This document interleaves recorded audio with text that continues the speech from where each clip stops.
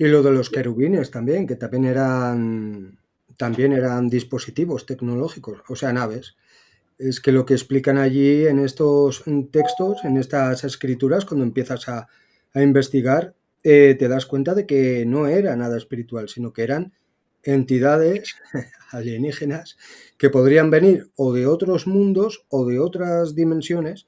Y claro, aquí en el planeta Granja Prisión este tuvieron que estar un tiempo hasta que todos estuviéramos amaestrados, todos los humanos, y entonces ya dejar lo que he dicho antes, ¿no? Dejar a sus híbridos en el poder y ya está. Y ya se van Sí, a otro lado. sí, y fíjate, nombraste el querubín. Y Sí, ahí creo que, si no me equivoco, Salmos u otros textos que dice, y Yahvé se montó sobre encima de su querubín y voló y voló. Y aquí entramos el tema Olam.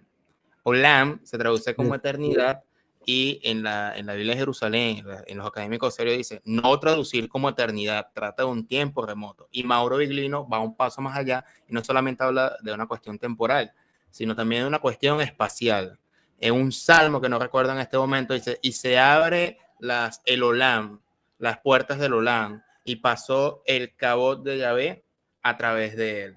Es decir, esto habla claramente de un portal, Un portal, vas mencionando, un exacto. portal donde, y claro, donde esta gente iba y venía. Una de esas características o uno de esos lugares, más allá del portal, también es que pueden venir de Orión. Pero esto tiene que ver o hay que leerlo junto a otras literaturas de otras culturas.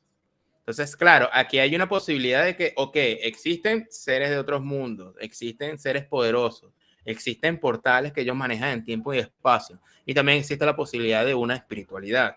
O sea que hay un montón de temas que obviamente si se toca de manera separada, pueden caerse en las sectas o pueden caerse en contradicciones o confusión si no se tiene todo el marco lo más general posible, porque obviamente no vamos a tener toda a su plenitud.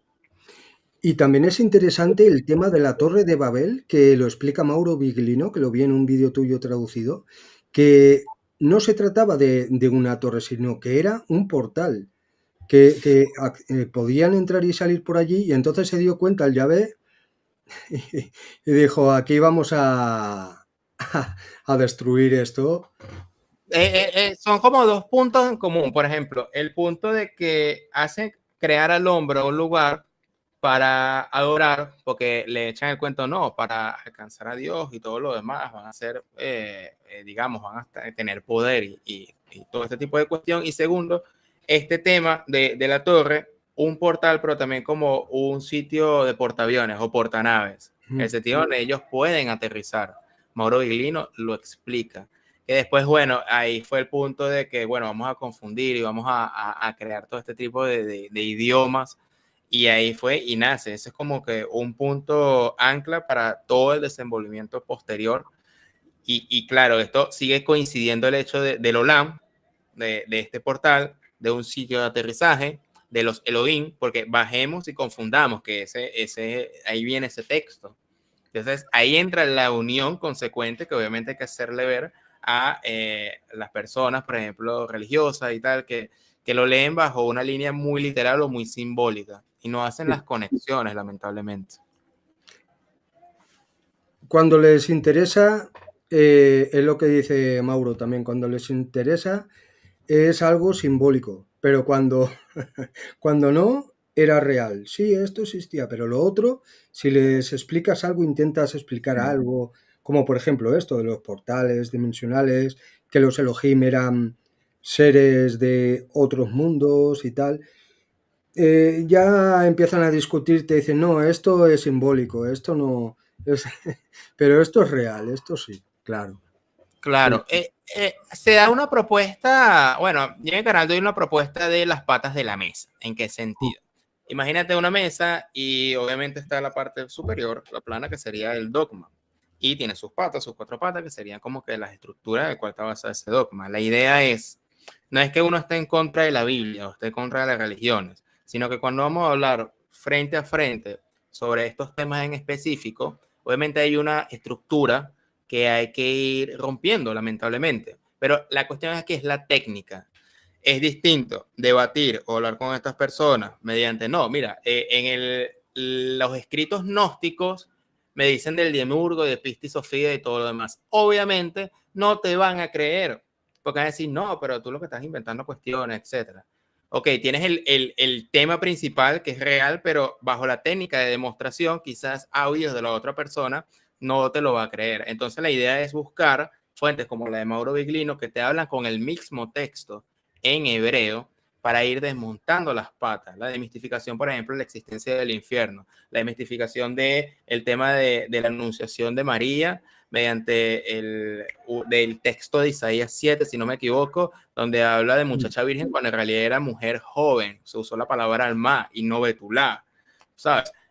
La cuestión del Nahash y la serpiente, los Elohim. Cuando le das ese panorama completo de las patas de la mesa y se la destructuraste, se las quitaste, el soporte cae y ahí entra el vacío. Ah, bueno, pero entonces, ¿qué es lo que yo creo? Y ahí entra la cuestión que son dos problemáticas que me di cuenta en estos últimos años que pasó en el canal y en los comentarios. Porque aquí entra, y aquí es una pregunta más hacia ti como el canal, porque yo digo, vaya, tu canal habla de Jesús y de la espiritualidad sabiendo que hay una, desestructuraste la cuestión religiosa. Porque, ok, desestructuramos la religión y Mauro Viglino lo hace perfectamente, pero la persona cae en una decepción, cae en un escepticismo, cae en un nihilismo y un ateísmo. Porque, y es algo como que yo pienso personalmente de que de repente puede ser una trampa de que, bueno, como sabes ahora que la religión es una mentira, ahora vas a hacer las conexiones para decir, no, en realidad Jesús es una copia de Mitra y Jesús es un invento por lo del 25 de abril o porque nació una virgen. Y es más difícil encontrar de vuelta al Jesús espiritual, al Jesús más que lo toca, por ejemplo, la Gnosis con el Evangelio de Tomás, que a mí me encanta ese Evangelio. Entonces, claro, es como que un descenso de la estructura. El tema está que aquí, ¿cómo volver? Y eso, yo quería preguntarte eso, ¿qué has visto estos años para hacer ese otra vez ascenso a un Jesús renovado, a pesar de que hay una profunda decepción dentro del público? Porque cuando yo opino de cosas espirituales, no, ya eso es dogma. Ya me hablas de Jesús y de Dios y ya eso no tiene nada que ver con Mauro Viglino. Entonces como que se queda la gente como que una mitad de la luna, la cara de la luna, y como que sigue el sistema de alguna manera que la gente se estructura el dogma, pero no rescata la espiritualidad. ¿Cómo ves eso? Hombre, yo lo que veo que es, claro, lo que quieren hacer es hacerlo desaparecer al auténtico Jesús. Eso es lo que quieren hacer los arcontes estos, los oscuros. Ok.